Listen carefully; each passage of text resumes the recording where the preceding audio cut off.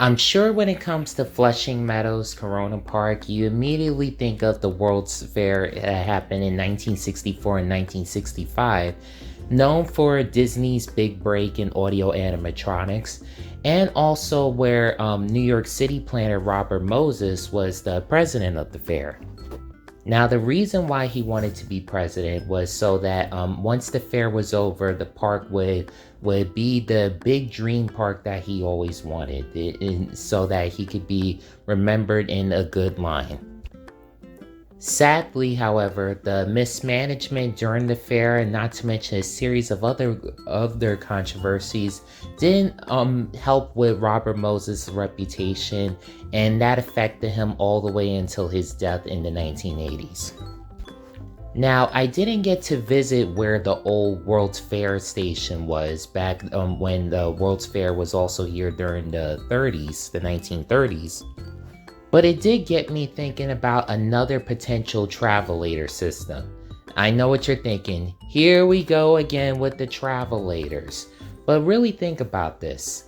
Among the many lines that are either seldom used or just completely abandoned, other than the northern branch of the Staten Island Railway, maybe this could be a good potential line.